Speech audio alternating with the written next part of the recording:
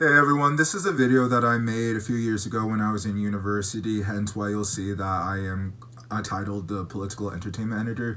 But anyways, this is a video about how the United States and Britain stole Diego Garcia. Quickly, one last thing. I do want to mention that most of this research was done based off of the video that Johnny Harris did about how the United States stole Diego Garcia. And so, I don't want you guys to think that this was just my brainchild. You should check out Johnny Harris. He is originally an Oregonian as well, independent journalist based out of DC. Huge inspiration. So I just wanted to add that too.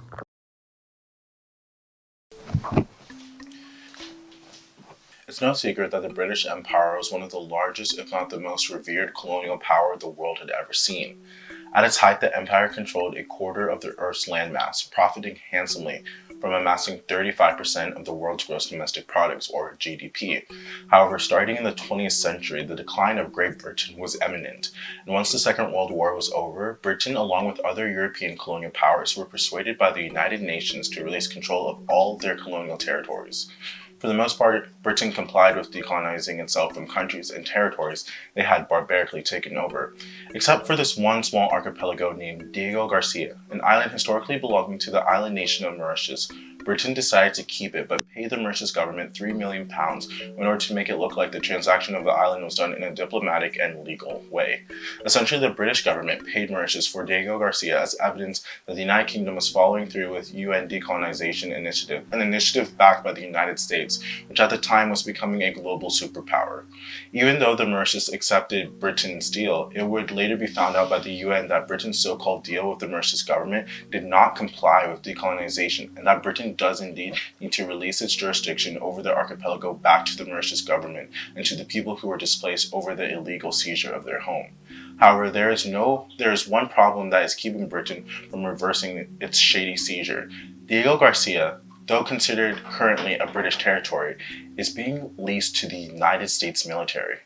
While the rest of the world was decolonizing, the United States, especially the US Department of Defense, was expanding. The Americans wanted a military base in the Indian Ocean, and with Britain and millions of dollars of unpayable debt to the US Department of Defense for creating and developing weapons in which to secure Britain's homeland, the British government was indirectly but directly released of its debt. As long as the control over Diego Garcia was leased to the United States military in order for Americans to set up their ideal military base in the middle of the Indian Ocean.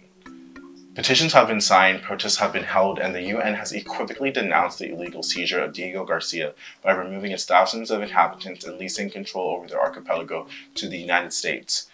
With all that said and done, it looks like neither Britain nor the US will budge to release control of Diego Garcia back to the Mauritian people.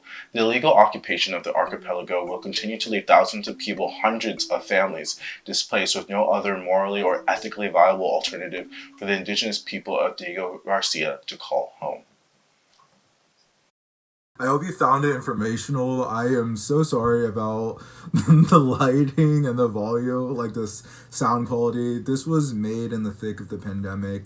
I was having to record everything myself, edit everything myself. Everything was just so disconnected, but we were all trying to communicate with one another. And also, I was fighting depression so hard, like mad hard, particularly during this clip. Throughout all of the videos that I will be showing in the future from this time period, it was a really tumultuous time of my life, like it was for most people in the world. And so my persona is a little different, but I'm in a way better place now. But I just wanted to say thank you for watching it, even though the quality was kind of shit.